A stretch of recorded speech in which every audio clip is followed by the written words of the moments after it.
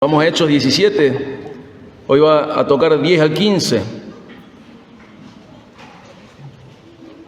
Mientras buscamos nuestras Biblias, Hechos 17, siempre hago el mismo recorrido histórico, el contexto inmediato. En Hechos 13 al 14 comienza el primer viaje misionero de Pablo, que dura aproximadamente 2 años. En Hechos 15 está el Concilio de Jerusalén y finalmente, al final de ese capítulo comienza lo que se suele llamar la división entre Pablo y Bernabé y el segundo viaje misionero de Pablo, ¿sí? Luego de esto, en Hechos 16, Pablo y Silas suman a Timoteo y a Lucas al equipo misionero y ellos viajan a Macedonia guiados por Dios para predicar el evangelio ahí. Y comienzan por Filipo, ¿recuerdan? Por Filipo. Y a lo largo de Hechos 16 nos queda muy claro que el Señor es el que salva y también que une a aquellos que son salvos, los une ¿a qué? A una comunidad de fe. Como el Evangelio salva individuos, pero también construye una comunidad diversa, pero reconciliada con Dios. Y Pablo y Silas, junto a Timoteo, deben dejar la ciudad de Filipo y dejan a Lucas allí. Y van a llegar luego a Tesalónica, luego Berea, luego a Atenas. ¿Qué les pasó en Tesalónica? En Tesalónica fueron acusados con esa famosa frase: son los que trastornan el mundo. Hubo disturbios sociales y tuvieron que salir de la ciudad. Y hoy vamos a ver su ministerio en Berea. Ahora, cuando pensamos en Berea, ¿qué es lo primero que nos viene a la mente? ¿Cómo eran los bereanos? Eran nobles. Y hoy vamos a ver eso. La nobleza de Berea ha sido recordada hasta el día de hoy. Hay un dicho que viene de otro idioma y de otra época, pero que en Argentina mencionamos así: nobleza obliga. ¿Escucharon alguna vez eso? Nobleza obliga. ¿Qué significa? Significa que cuando una persona es noble, está obligada a tener conductas honorables. Se trata de una persona cuyos principios no cambian según la situación, sino que estos principios regulan su vida y que su código de conducta es claro y es honroso. Hoy vamos a ver cómo la nobleza de los bereanos y las consecuencias de esta nobleza también se pueden ver y son dignas de ser imitadas. Vamos a leer Hechos 17, 10 al 15. Dice así la Biblia: enseguida los hermanos enviaron de noche a Pablo y a Silas a Berea, o sea, de Tesalónica a Berea, los cuales al llegar fueron a la sinagoga de los judíos. Estos eran más nobles que los de Tesalónica, pues recibieron la palabra con toda solicitud, escudriñando diariamente las Escrituras para ver si estas cosas eran así. Por eso muchos de ellos creyeron, así como también un buen número de griegos, hombres y mujeres de distinción. Pero cuando los judíos de Tesalónica supieron que la palabra de Dios había sido proclamada también en Berea, proclamada por Pablo también en Berea, fueron también allá para agitar y alborotar a las multitudes. Entonces los hermanos inmediatamente enviaron a Pablo para que fuera hasta el mar, pero Silas y Timoteo se quedaron allí. Los que conducían a Pablo los llevaron hasta Atenas, y después de recibir órdenes de Silas y Timoteo, de que Silas y Timoteo se unieran a él lo más pronto posible, se fueron. Y este es el pasaje de hoy. Esto es lo que estamos viendo hoy, ¿sí? Pablo y Silas, después de ser perseguidos en Tesalónica, llegan a esta ciudad que se llamaba Berea.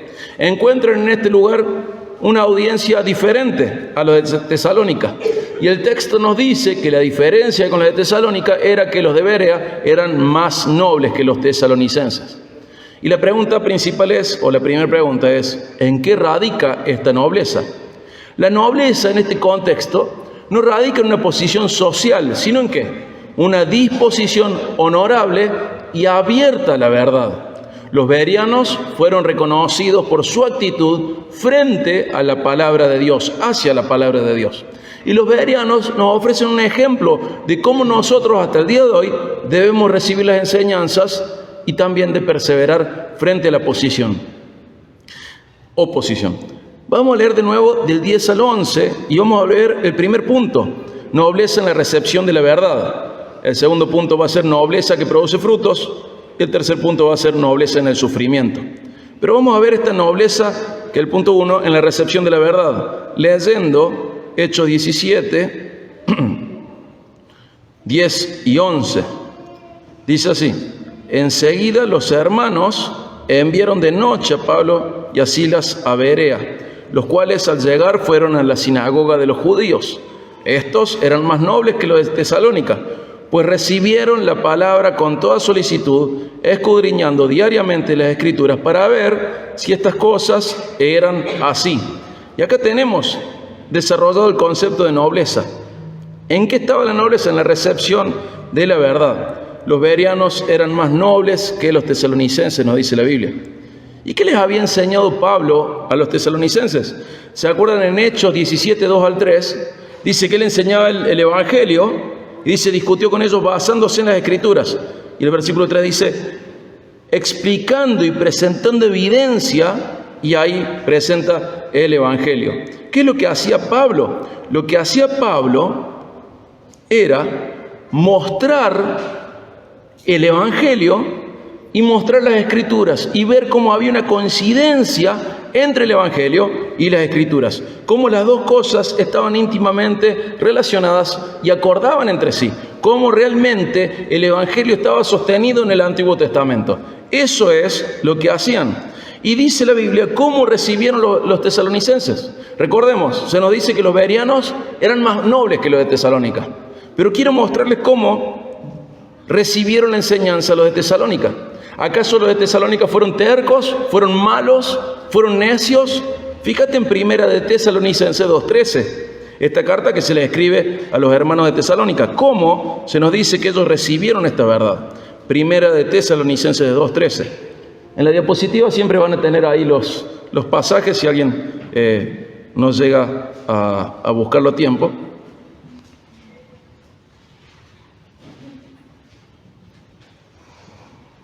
Primera de Tesalonicenses 2:13 dice así: por esto también nosotros, sin cesar, damos gracias a Dios de que cuando recibieron la palabra de Dios que oyeron de nosotros, la aceptaron, no como la palabra de hombres, sino como lo que realmente es, palabra de Dios, la cual también hace su obra en ustedes los que creen. Fíjense. ¿Acaso no es bueno cómo recibieron la palabra los tesalonicenses? Es muy bueno. Dice que lo aceptaron no como palabra de hombres, sino como palabra de Dios, como lo que realmente es. Pero nos dice la Biblia que los de Berea eran más nobles que los de Tesalónica. Y los de Tesalónica la recibieron bien. Comprendieron que el Evangelio era palabra de Dios, pero los de Berea lo hicieron mejor. ¿Cómo podría ser mejor? ¿Cómo era esta nobleza que es reconocida aún hasta el día de hoy y admirada de los bereanos? Qué lindo sería que pasen 2000 años y alguien dijera que la Iglesia Bíblica del Camino tenía una característica linda. Y no ha pasado con muchas iglesias esto. Sin embargo, se habla de los de Berea, dice, los de Berea eran nobles. Es más, personalmente tengo en mi corazón una iglesia de California que es la de Berea, que la amo profundamente, me parece un excelente ejemplo a seguir, y se llama Berea. Pero ustedes conocen iglesias que se llaman Efesios, Tesalónica, Filipenses. No. Es como que se ha ido reproduciendo la idea de seguir esta nobleza, al punto de que algunas iglesias se llaman, hasta el día de hoy, Berea. ¿Cómo eran los de Berea?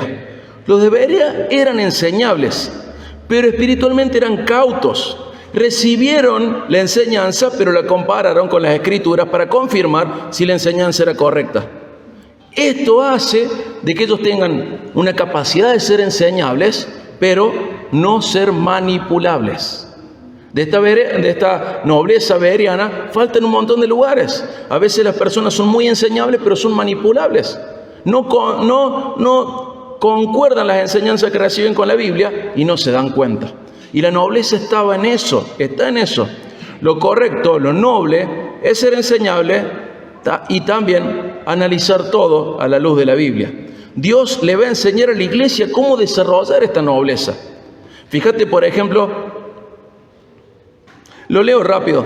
1 Tesalonicenses 5, 21 al 22 dice: examínenlo todo cuidadosamente, retengan lo bueno, absténganse de toda forma de mal. Hay que examinar todo. 1 Corintios 14, 29 dice que 2 o 3 profetas hablen y los demás que juzguen.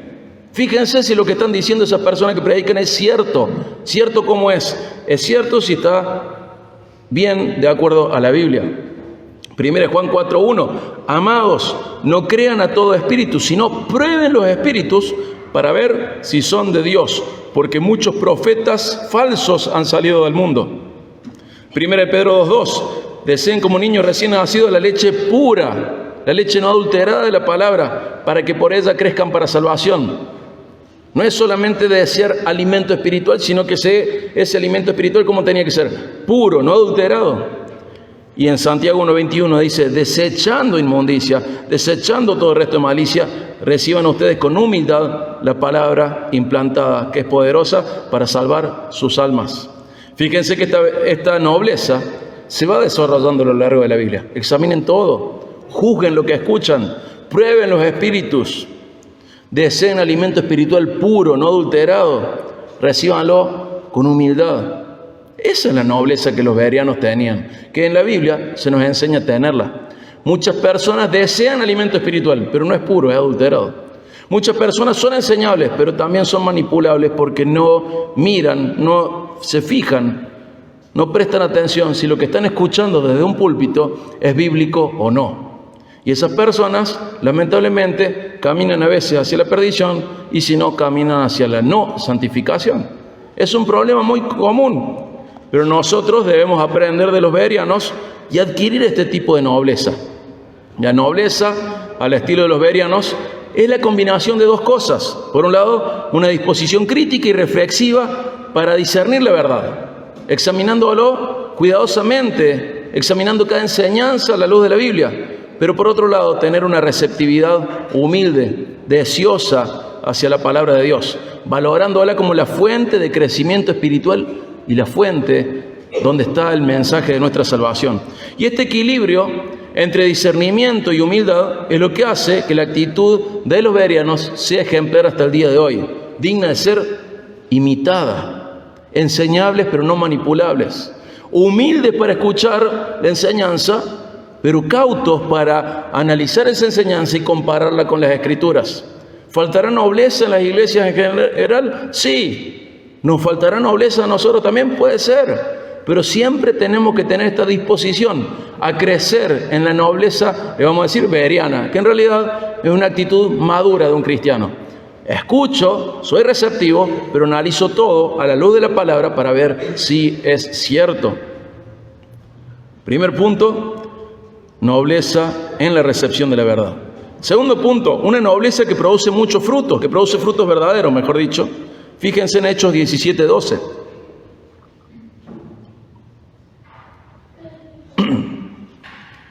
Dice, por eso muchos de ellos creyeron, así como también un buen número de griegos, hombres y mujeres de distinción.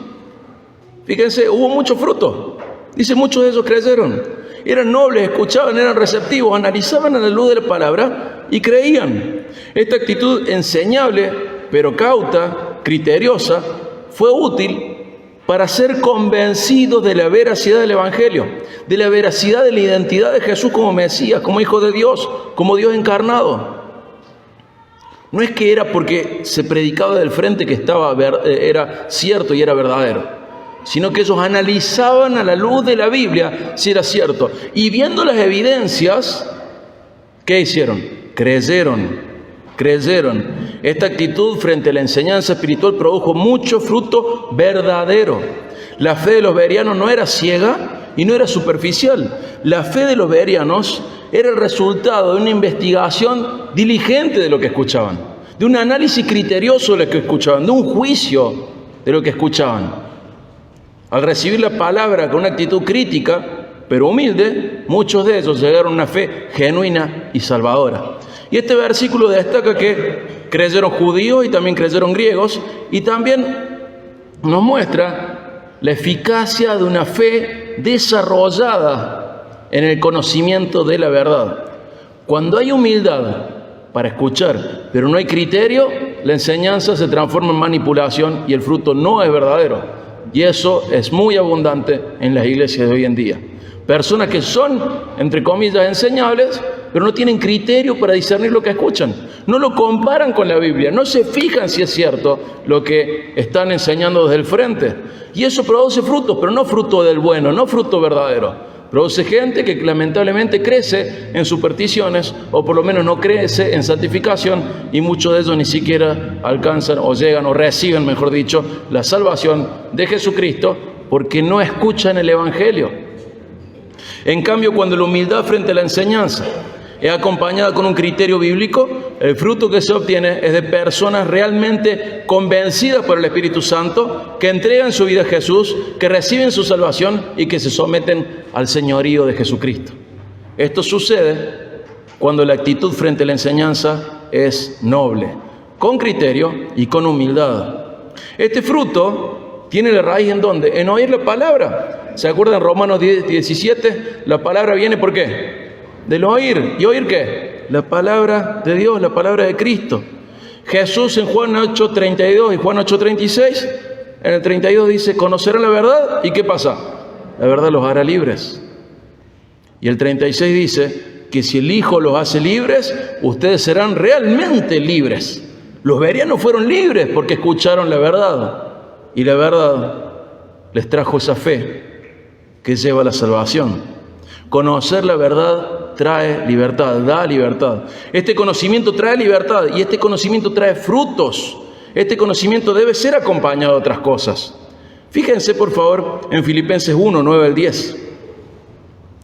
Cómo este conocimiento inicial tiene que seguir produciendo frutos. Más allá de la salvación que llega a través de oír la verdad, sigue más allá de la salvación. Filipenses 1, 9 al 10.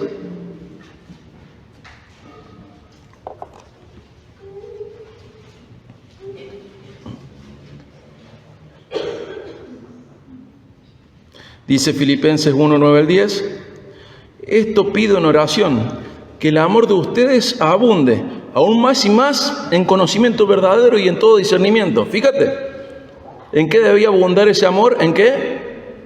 Conocimiento y todo discernimiento. Qué diferente lo que se predica muchas veces, ¿no? No, el conocimiento envanece. No, la letra mata. Versículos sacados de contexto. Al revés, Pablo ruega a Dios por la iglesia de los filipenses para que su amor abunde en conocimiento verdadero y en todo discernimiento, que sean capaces de tener criterio para analizar todo a la luz de la palabra, a fin de que escojan lo mejor. ¿A qué te lleva el conocimiento? A escoger lo mejor, no lo bueno. Cualquiera puede escoger entre lo bueno y lo malo, pero el conocimiento verdadero te lleva a escoger entre lo bueno y lo mejor, para que sean puros y irreprensibles para el día de Cristo, llenos de fruto de justicia, de rectitud, que es por medio de Jesucristo para la gloria y alabanza de Dios. Puedo hablar un montón de este pasaje, pero podría decirte esto hoy. A través del conocimiento verdadero tenés discernimiento. A través de ese discernimiento puedes escoger lo mejor. A través de eso puedes ser más desarrollado en santificación y a través de eso puedes tener mayor fruto de rectitud y a través de eso podés glorificar mejor a Dios. Mirá si será importante tener conocimiento y discernimiento. Básicamente en dos pasajes Pablo está expresando una oración que tiene que ver con cómo debería desarrollarse una iglesia en madurez. Que abunde en ustedes el conocimiento verdadero, que abunde todo discernimiento. ¿Para qué? Para que escojan lo mejor. ¿Para qué? Para que sean puros y irreprensibles frente a Cristo. ¿Para qué? ¿Cómo? Llenos de fruto de justicia, de rectitud, que es por medio de Jesucristo. ¿Para qué? Para la alabanza de la gloria de Dios, para la alabanza de Dios, para gloria de Dios. No deberíamos quedarnos en el principio, sino avanzar en la vida cristiana.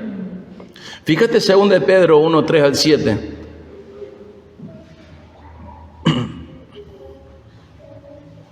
Segunda de Pedro 1, 3 al 7.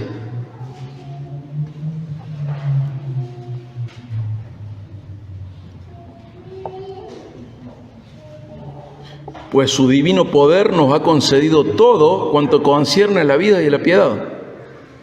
O sea, que Dios nos ha dado, por su poder, todo lo que necesitamos para vivir como a Dios le agrada. ¿Cómo lo dio eso? Mediante el verdadero conocimiento de aquel que nos llamó por su gloria y excelencia. ¿Cómo nos da todas esas herramientas para vivir como a Dios le gusta? Mediante el conocimiento de aquel que nos llamó. ¿Y cómo conozco a aquel que me llamó? A través de las Escrituras. Las Escrituras dan testimonio de Él. Él mismo dijo, las Escrituras dan testimonio de mí. Jesucristo mismo dijo. Y Pablo nos dice que a través de ver a Jesucristo, ¿a quién vemos? A Dios Padre. Hemos sido iluminados y vemos a Dios a través del rostro de Jesucristo. ¿Y cómo lo vemos Jesucristo? En las Escrituras. Y sigue hablando, y dice el versículo 4, Por ellas, Él nos ha concedido sus preciosas y maravillosas promesas, a fin de que ustedes lleguen a ser partícipes de la naturaleza divina. Me encanta este pasaje. Habiendo escapado de la corrupción que hay en el mundo por causa de los malos deseos. Por esta razón, también, obrando con toda diligencia, añadan a su fe virtud, y a la virtud conocimiento. Y no me puedo frenar ahí. Al conocimiento dominio propio, al dominio propio perseverancia, a la perseverancia piedad, a la piedad fraternidad y a la fraternidad amor. No me puedo quedar solo en el conocimiento. El verdadero conocimiento trae frutos. Ser nobles trae frutos. La nobleza produce frutos verdaderos. En Hebreos 5, 13 al 14, el escritor de Hebreos dice: el que toma solo leche no está acostumbrado a la palabra de justicia porque es niño, pero el alimento sólido es para los adultos, los cuales, por la práctica, tienen los sentidos ejercitados para discernir entre el bien y el mal. Hermano, la nobleza, que es la recepción humilde pero criteriosa frente a la enseñanza, produce un fruto verdadero y finalmente te lleva a crecer en la fe, incluyendo el discernimiento entre el bien y el mal, incluso entre lo bueno y lo mejor. ¿Para qué? Para elegir lo mejor. El conocimiento siempre debe dar frutos. Creo que de todas las cosas que podrían decir de esta iglesia, una de las que dicen más repetidamente las personas que nos quieren y las que no nos quieren es cómo lee esa iglesia. En cada actividad hay un libro, leemos mucho, tenemos la hermosa bendición de poder influenciar en otras iglesias para que lean los mismos libros, y eso nos encanta. De otras denominaciones incluso nos preguntan: ¿qué están leyendo? ¿Cómo lo leen? ¿Cómo hacen? Y somos una referencia en buena lectura, y eso es hermoso. Por eso sacamos esa foto todos los miércoles y en otras, y los sábados y todas esas actividades, porque estimula la lectura a otro, y somos una iglesia que lee. Ahora, hermano, tu conocimiento debe dar fruto. Si sos noble, esa nobleza que es recibir enseñanza con criterio, esa nobleza tiene que dar fruto. No te puedes quedar solo con conocer, sino que tienes que crecer en la fe. ¿Estamos combinando esta humildad con criterio bíblico en nuestra recepción de la enseñanza? ¿Estamos avanzando en nuestro conocimiento de la palabra y permitiendo que el conocimiento produzca fruto en nuestras vidas? No deberíamos quedarnos solo con el conocimiento. Nos cuidemos de quedarnos estancados, crezcamos continuamente en la gracia y el conocimiento de nuestro Señor Jesucristo, que nos llevan a la acción, que nos llevan a la fraternidad, que nos llevan a la consagración, que nos llevan a dar la vida por el otro, por quien Jesús dio su vida, que nos llevan a seguir en el camino de nuestro Señor. Punto 3. También hay nobleza en el sufrimiento.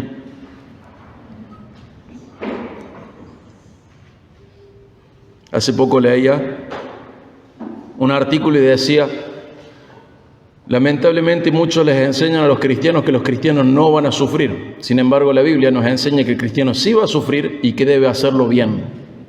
Tenemos que aprender a sufrir bien, sufrir con nobleza. Nobleza en el sufrimiento. Hechos 17, 13 al 15, volvemos a Hechos y vemos cómo ellos empiezan a sufrir oposición y persecución. Dice: pero cuando los judíos de Tesalónica se dieron cuenta, cuando salieron de Listra, los de Listra los persiguieron. Ahora los de Tesalónica los persiguen a Berea. Cuando los judíos de Tesalónica supieron que la palabra de Dios había sido proclamada por Pablo también en Berea, fueron también allá para agitar y alborotar a las multitudes. Entonces los hermanos inmediatamente enviaron a Pablo para que fuera hasta el mar, pero Silas y Timoteo se quedaron allí. Los que conducían a Pablo los llevaron hasta Atenas, y después de recibir órdenes de que Silas y Timoteo se unieran a él lo más pronto posible, se fueron. Fíjense, si bien los bereanos eran de alguna manera más maduros que los de Tesalónica, les pasó lo mismo, al igual que en otras ciudades. ¿A qué voy? A que los maduros y los inmaduros también tienen que atravesar el sufrimiento.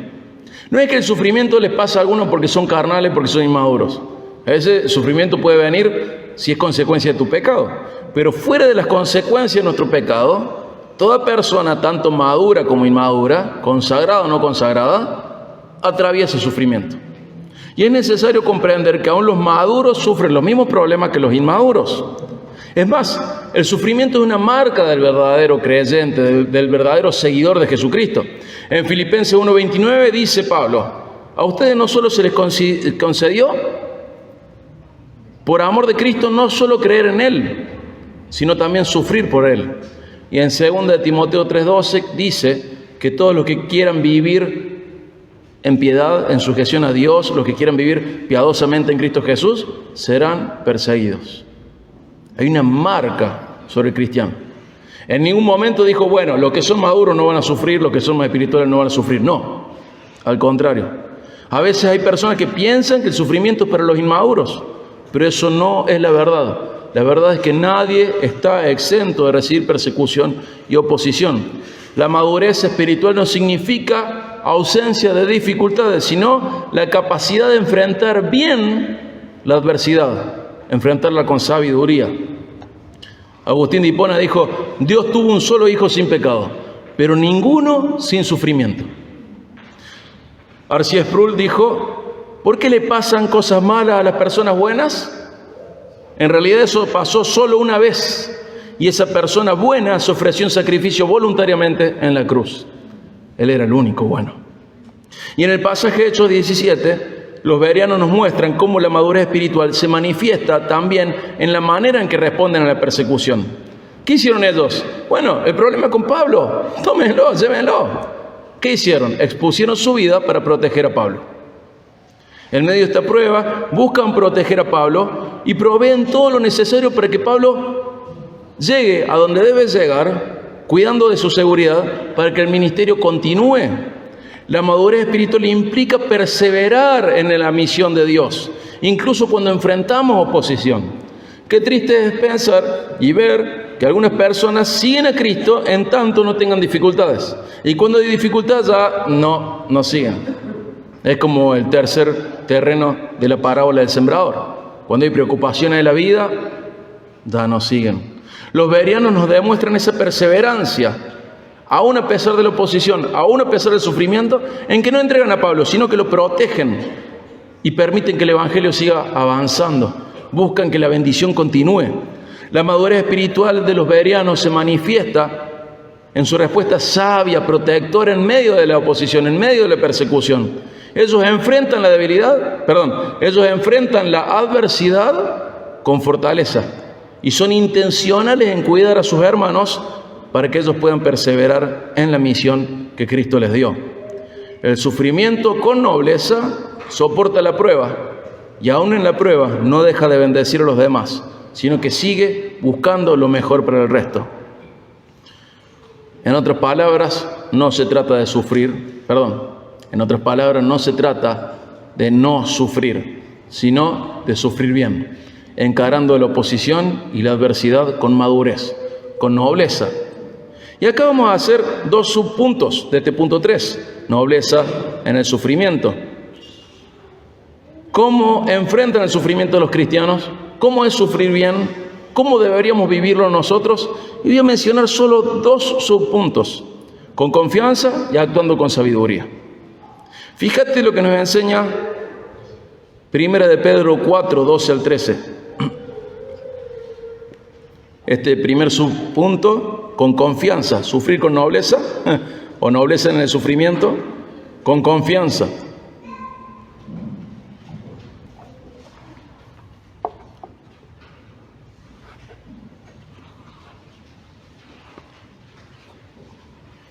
Dice: amados, no se sorprendan del fuego de prueba que en medio de ustedes, ¿qué cosa?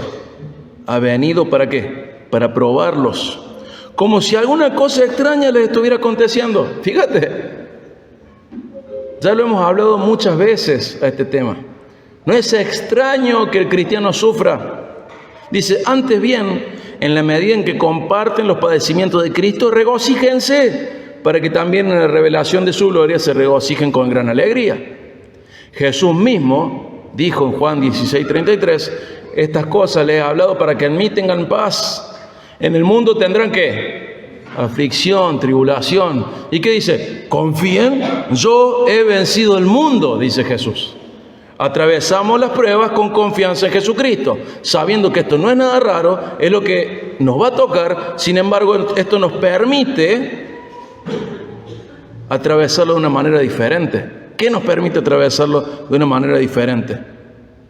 Enfrentar el sufrimiento con confianza en la victoria absoluta de Jesús. Confíen, yo he vencido el mundo. Sabiendo que sufrir es una parte normal de la vida cristiana y es también una oportunidad para identificarnos con Cristo. ¿Por qué sufrió Cristo? Por esto. Estoy sufriendo por lo mismo. Por ser hijo de Dios en un mundo hostil a Dios. Gloria a Dios, estoy sufriendo por lo mismo. Soy bienaventurado.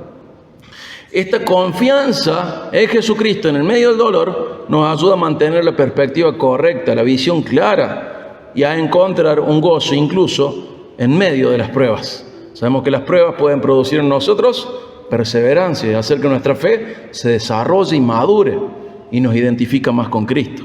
Por otro lado, el punto B, actuando con sabiduría. De nuevo, fíjense Santiago 1, 2 al 4. Un pasaje bastante conocido, Santiago 1, 2 al 4. Dice, tengan por sumo gozo, ¿qué?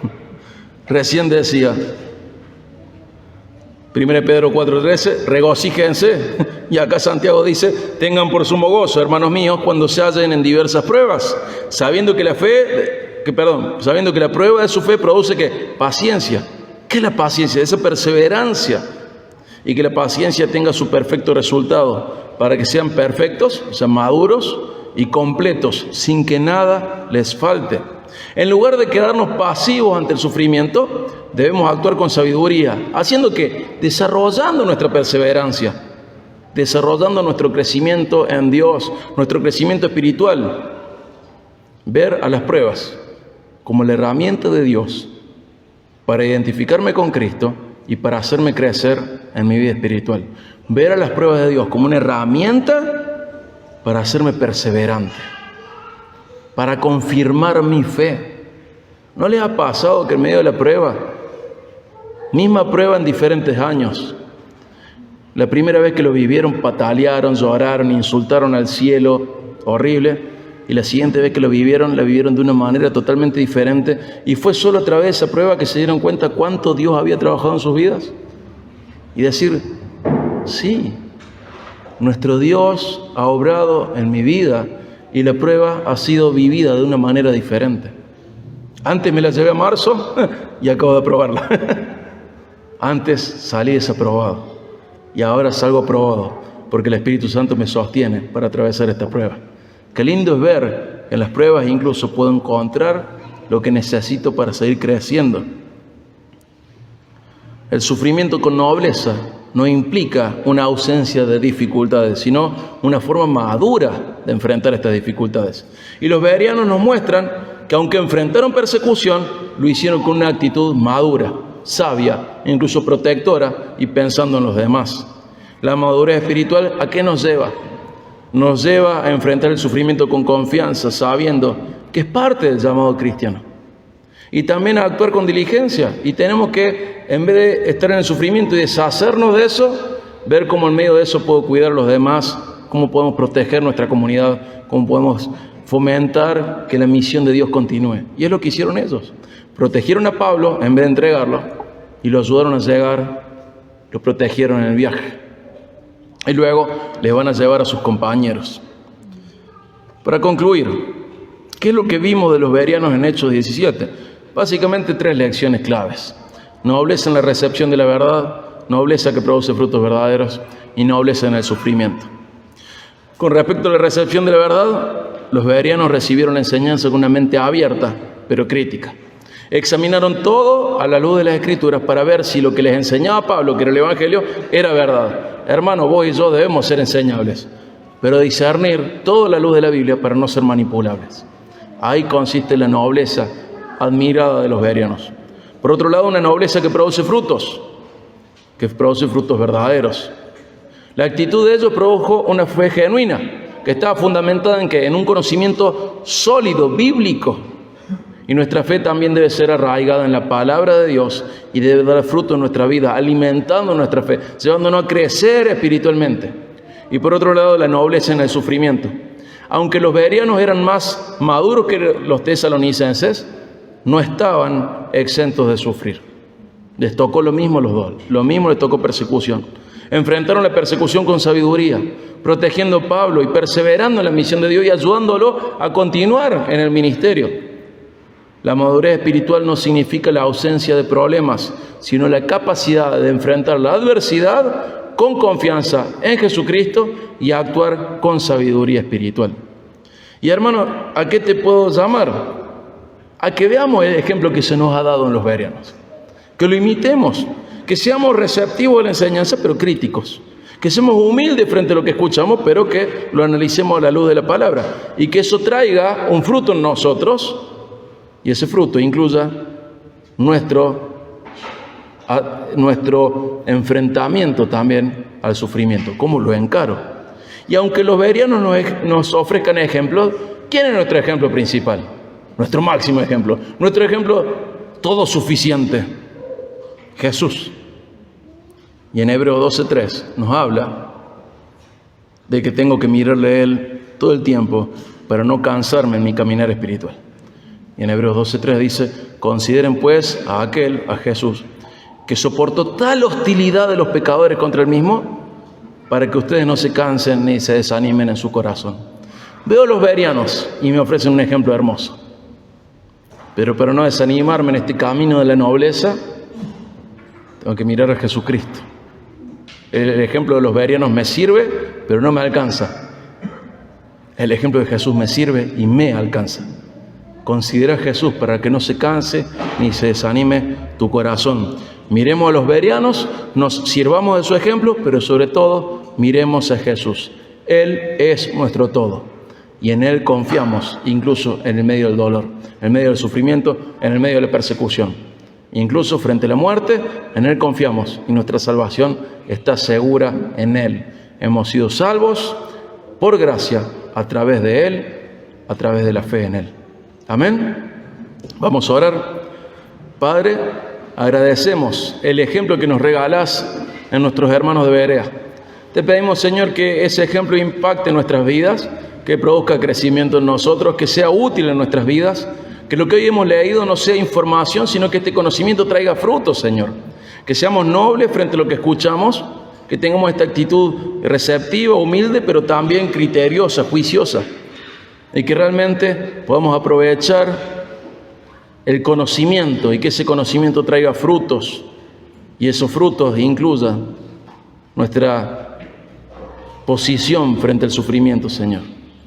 Rogamos que nos lleves día a día a mirar a Jesús, al autor y consumador de nuestra fe, aquel a quien mirándole no nos cansaremos ni nos desanimaremos. Padre, te rogamos, Señor, que nos ayudes a nunca apartar nuestra mirada de Jesús, quien mirando el sufrimiento que había delante de Él, no lo tuvo como la gran cosa porque también veía más adelante el fruto de ese sufrimiento. Ayúdanos, Señor, también a considerar el fruto de nuestro sufrimiento, el crecimiento, la identificación con Cristo, la perseverancia, la prueba de la fe, comprobar que has trabajado en nuestro corazón, que viendo esas cosas detrás de nuestro sufrimiento, podamos, Señor, enfrentar el sufrimiento de hoy. Te rogamos, Señor, que seas glorificado con nuestras vidas, que nuestras vidas sean un motivo de honra y de alabar tu nombre. Gracias, Padre, por Jesucristo, quien es nuestro máximo ejemplo en todo. Gracias, Señor. En su nombre oramos. Amén.